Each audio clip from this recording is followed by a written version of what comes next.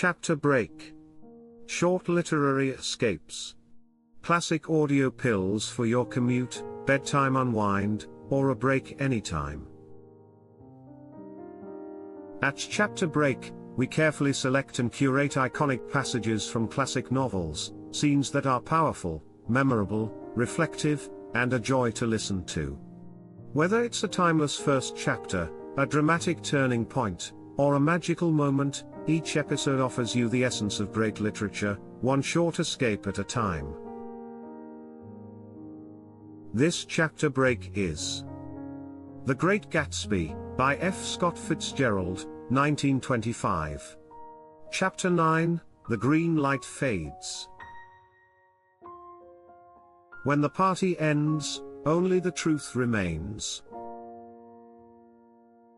A brief introduction. F. Scott Fitzgerald's The Great Gatsby is a haunting portrait of the Roaring Twenties, a world glittering with wealth and desire, but hollowed by illusion, loneliness and unfulfilled dreams. Through Nick Carraway's quiet, observant voice, we've followed Jay Gatsby's rise, his longing for Daisy, and the extravagant world built on hope, money, and fragile lies. In this final chapter, the illusions collapse. The lights of Gatsby's mansion are dark, the music has stopped, and the guests have vanished. What remains is silence, abandonment, and the stark reality of who truly cared, or didn't. Nick tries to arrange Gatsby's funeral, but discovers how quickly society forgets its heroes when the spectacle is over. Friendships dissolve, dreams die, and the world moves on, untouched. And yet, in this quiet aftermath, Nick finds clarity, about Gatsby, about the East, and about the unreachable dream that drives us all forward. We are about to witness the closing of the curtain, the final echo of Gatsby's dream, fading into the past like the last light across the bay. Now let's open the page together, your chapter break begins now.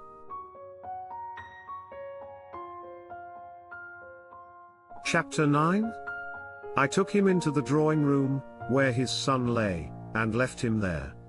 Some little boys had come up on the steps and were looking into the hall. When I told them who had arrived, they went reluctantly away. After a little while Mr. Gats opened the door and came out, his mouth ajar, his face flushed slightly, his eyes leaking isolated and unpunctual tears.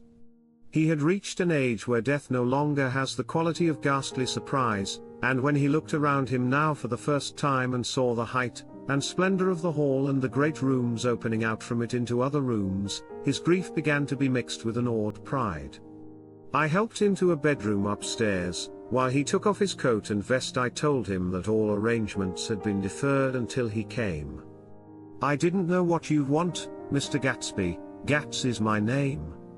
Mr. Gats. I thought you might want to take the body west. He shook his head.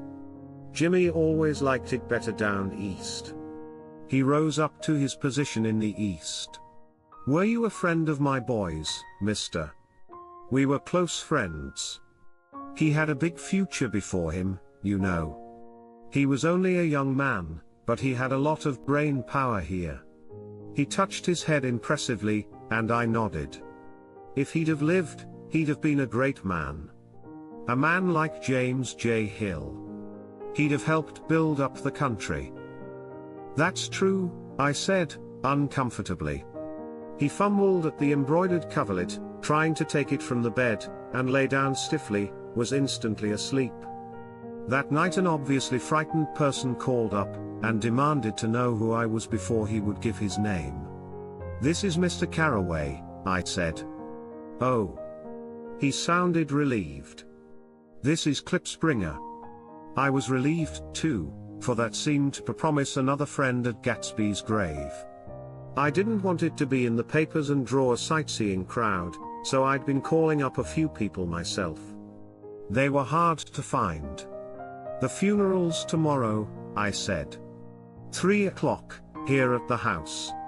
I wish you'd tell anybody who'd be interested. Oh, I will, he broke out hastily. Of course I'm not likely to see anybody, but if I do. His tone made me suspicious. Of course you'll be there yourself? Well, I'll certainly try. What I called up about is, wait a minute, I interrupted. How about saying you'll come? Well, the fact is, the truth of the matter is that I'm staying with some people up here in Greenwich, and they rather expect me to be with them tomorrow. In fact, there's a sort of picnic or something.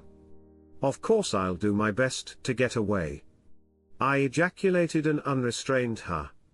And he must have heard me, for he went on nervously, what I called up about was a pair of shoes I left there. I wonder if it'd be too much trouble to have the butler send them on. You see, they're tennis shoes, and I'm sort of helpless without them. My address is care of B.F. I didn't hear the rest of the name, because I hung up the receiver.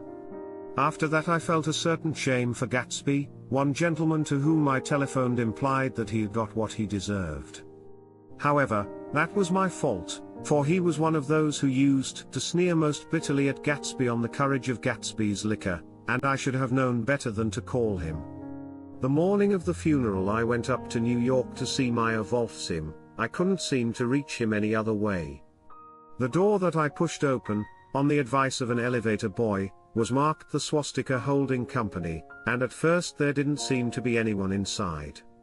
But when I'd shouted hello several times in vain, an argument broke out behind a partition, and presently a lovely Jewess appeared at an interior door and scrutinized me with black hostile eyes. "Nobody's in," she said. "Mr. Wolfsim's gone to Chicago."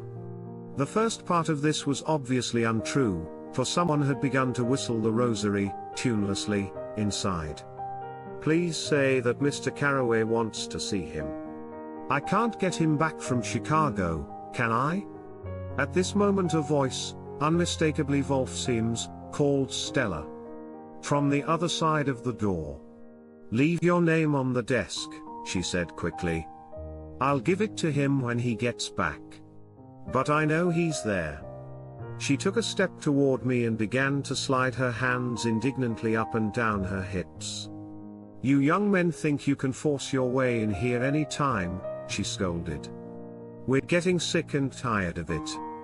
When I say he's in Chicago, he's in Chicago." I mentioned Gatsby. "Oh. She looked at me over again. "Will you just, what was your name?" She vanished. In a moment Meyer Wolfsim stood solemnly in the doorway, holding out both hands.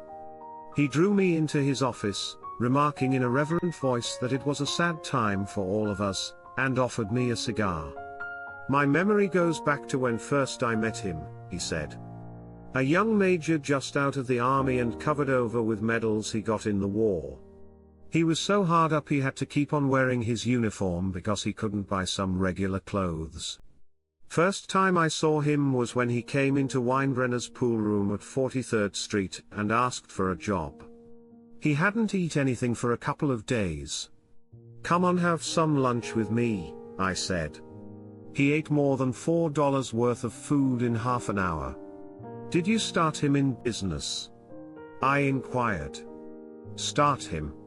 I made him.' 'Oh. I raised him up out of nothing, right out of the gutter. I saw right away he was a fine-appearing, gentlemanly young man, and when he told me he was at Oxford I knew I could use him good. I got him to join the American Legion, and he used to stand high there. Right off he did some work for a client of mine up to Albany. We were so thick like that in everything he held up two bulbous fingers, always together. I wondered if this partnership had included the World's Series transaction in 1919. 'Now he's dead,' I said after a moment. 'You were his closest friend, so I know you'll want to come to his funeral this afternoon.' 'I'd like to come.' 'Well, come then.' The hair in his nostrils quivered slightly, and as he shook his head his eyes filled with tears. 'I can't do it, I can't get mixed up in it,' he said. 'There's nothing to get mixed up in. It's all over now. When a man gets killed I never like to get mixed up in it in any way. I keep out.' When I was a young man it was different. If a friend of mine died, no matter how, I stuck with them to the end. You may think that's sentimental, but I mean it, to the bitter end.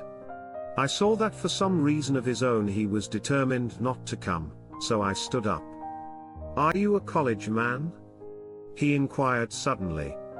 For a moment I thought he was going to suggest a connection, but he only nodded and shook my hand. "Let us learn to show our friendship for a man when he is alive and not after he is dead," he suggested. After that my own rule is to let everything alone. When I left his office the sky had turned dark and I got back to West Egg in a drizzle. After changing my clothes I went next door and found Mr. Gats walking up and down excitedly in the hall. His pride in his son and in his son's possessions was continually increasing, and now he had something to show me. "Jimmy sent me this picture." He took out his wallet with trembling fingers. "Look there." It was a photograph of the house, cracked in the corners and dirty with many hands.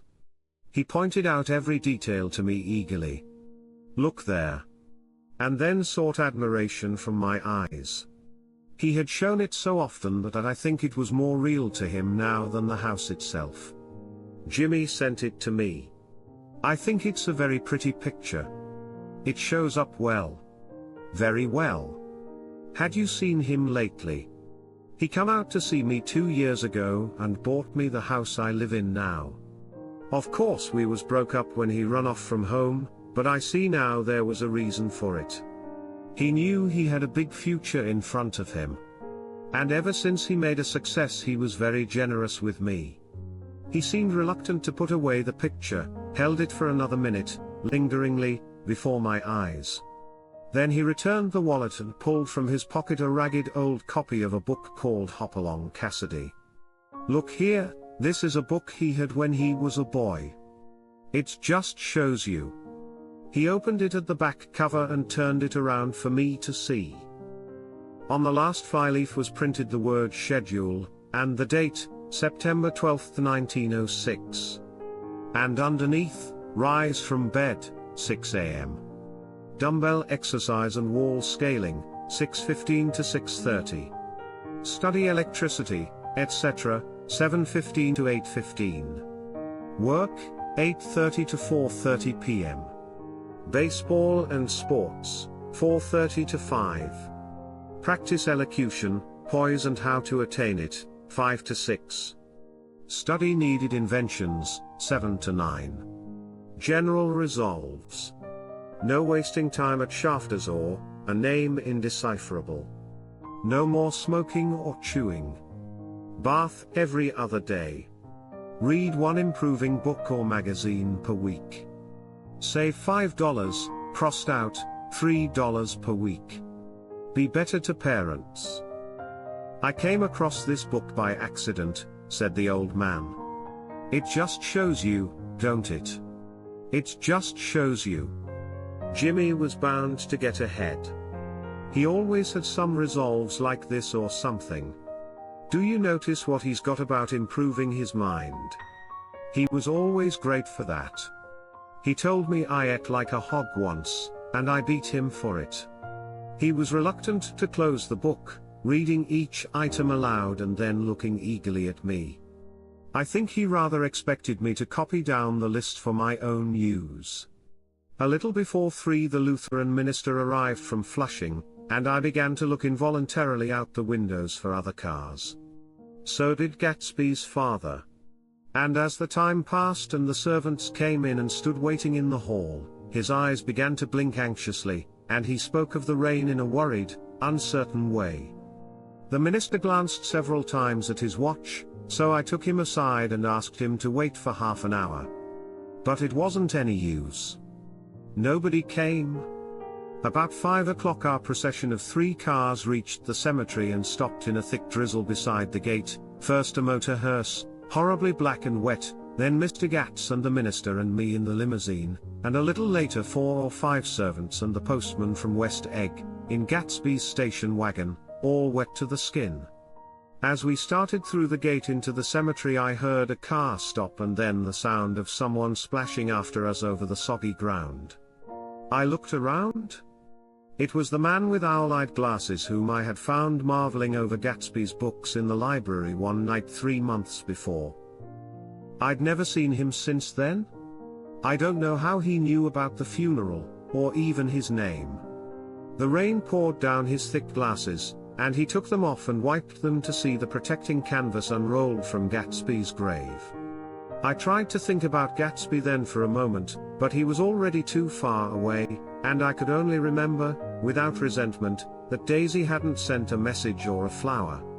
Dimly I heard someone murmur, "Blessed are the dead that the rain falls on," and then the owl-eyed man said amen to that, in a brave voice. We straggled down quickly through the rain to the cars. Owl Eyes spoke to me by the gate. "I couldn't get to the house," he remarked. "Neither could anybody else." "Go on," he started. "Why, my God. They used to go there by the hundreds." He took off his glasses and wiped them again, outside and in. "The poor son of a bitch," he said. "One of my most vivid memories is of coming back west from prep school and later from college at Christmas time. Those who went farther than Chicago would gather in the old dim Union Station at 6 o'clock of a December evening, with a few Chicago friends, already caught up into their own holiday gaieties, to bid them a hasty goodbye. I remember the fur coats of the girls returning from Miss This or That's and the chatter of frozen breath and the hands waving overhead as we caught sight of old acquaintances, and the matchings of invitations. Are you going to the Ordways? The Herzeys? The Schultzes? And the long green tickets clasped tight in our gloved hands. And last the murky yellow cars of the Chicago, Milwaukee and St. Paul Railroad looking cheerful as Christmas itself on the tracks beside the gate. When we pulled out into the winter night, and the real snow, our snow, began to stretch out beside us and twinkle against the windows, and the dim lights of small Wisconsin stations moved by, a sharp wild brace came suddenly into the air. We drew in deep breaths of it as we walked back from dinner through the cold vestibules, unutterably aware of our identity with this country for one strange hour, before we melted indistinguishably into it again. That's my Middle West, not the wheat or the prairies or the lost sweet towns, but the thrilling returning trains of my youth, and the street lamps and sleigh bells in the frosty dark and the shadows of holly wreaths thrown by lighted windows on the snow. I am part of that, a little solemn with the feel of those long winters, a little complacent from growing up in the Caraway house in a city where dwellings are still called through decades by a family's name. I see now that this has been a story of the West. After all, Tom and Gatsby, Daisy and Jordan and I, were all Westerners, and perhaps we possessed some deficiency in common which made us subtly unadaptable to Eastern life. Even when the East excited me most, even when I was most keenly aware of its superiority to the bored, sprawling, swollen towns beyond the Ohio, with their interminable inquisitions which spared only the children and the very old, even then it had always for me a quality of distortion. West Egg, especially, still figures in my more fantastic dreams. I see it as a night scene by El Greco, 100 houses, at once conventional and grotesque, crouching under a sullen, overhanging sky and a lustreless moon. In the foreground 4 solemn men in dress suits are walking along the sidewalk with a stretcher on which lies a drunken woman in a white evening dress. Her hand, which dangles over the side, sparkles cold with jewels. Bravely the men turn in at a house, the wrong house. But no one knows the woman's name, and no one cares. After Gatsby's death the East was haunted for me like that, distorted beyond my eyes' power of correction.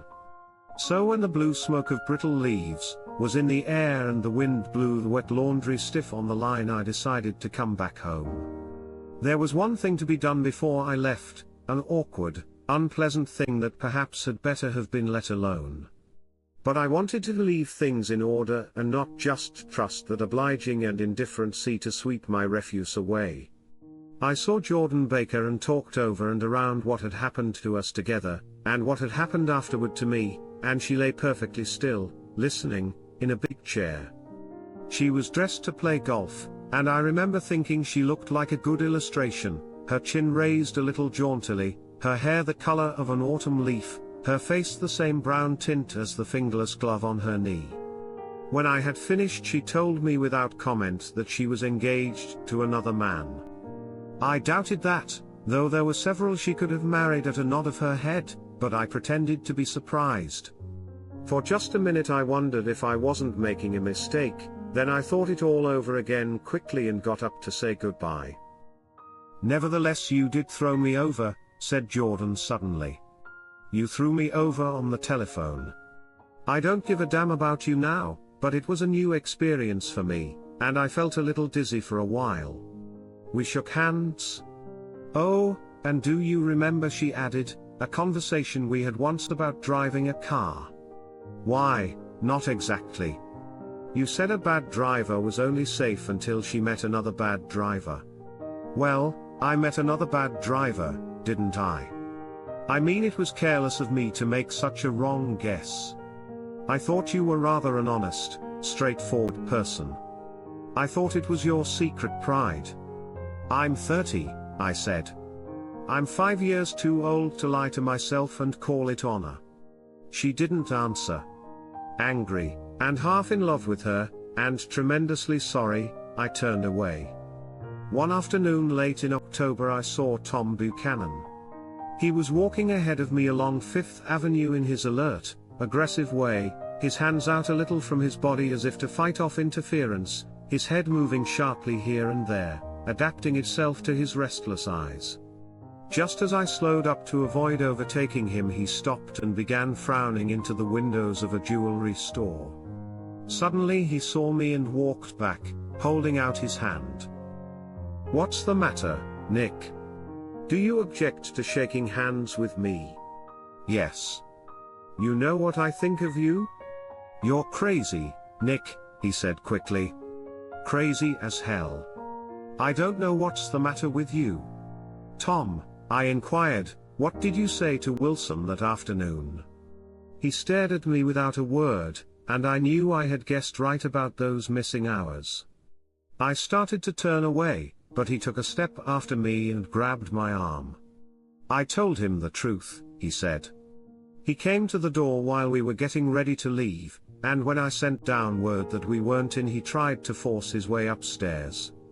He was crazy enough to kill me if I hadn't told him who owned the car. His hand was on a revolver in his pocket every minute he was in the house, he broke off defiantly. What if I did tell him? That fellow had it coming to him.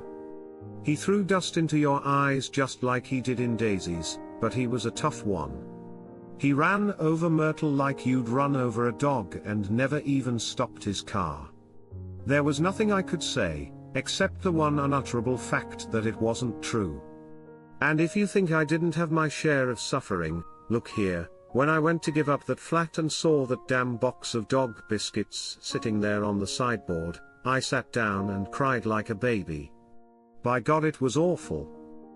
I couldn't forgive him or like him, but I saw that what he had done was, to him, entirely justified. It was all very careless and confused. They were careless people, Tom and Daisy. They smashed up things and creatures and then retreated back into their money or their vast carelessness, or whatever it was that kept them together, and let other people clean up the mess they had made. I shook hands with him. It seemed silly not to, for I felt suddenly as though I were talking to a child. Then he went into the jewelry store to buy a pearl necklace, or perhaps only a pair of cuff buttons, rid of my provincial squeamishness forever. Gatsby's house was still empty when I left. The grass on his lawn had grown as long as mine. One of the taxi drivers in the village never took a fare past the entrance gate without stopping for a minute and pointing inside. Perhaps it was he who drove Daisy and Gatsby over to East Egg the night of the accident, and perhaps he had made a story about it all his own. I didn't want to hear it and I avoided him. When I got off the train, I spent my Saturday nights in New York because those gleaming, dazzling parties of his were with me so vividly that I could still hear the music and the laughter, faint and incessant, from his garden, and the cars going up and down his drive. One night I did hear a material car there, and saw its lights stop at his front steps. But I didn't investigate. Probably it was some final guest who had been away at the ends of the earth and didn't know that the party was over. On the last night, with my trunk packed and my car sold to the grocer, I went over and looked at that huge incoherent failure of a house once more. On the white steps an obscene word, scrawled by some boy with a piece of brick, stood out clearly in the moonlight, and I erased it, drawing my shoe raspingly along the stone. Then I wandered down to the beach and sprawled out on the sand.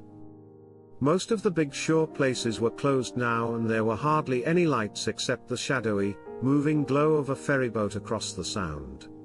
And as the moon rose higher, the inessential houses began to melt away until gradually I became aware of the old island here that flowered once for Dutch sailors' eyes, a fresh, green breast of the new world.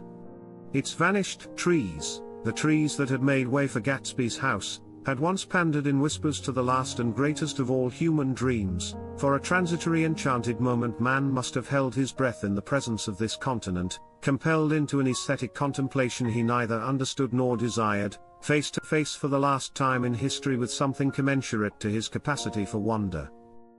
And as I sat there brooding on the old, unknown world, I thought of Gatsby's wonder when he first picked out the green light at the end of Daisy's dock.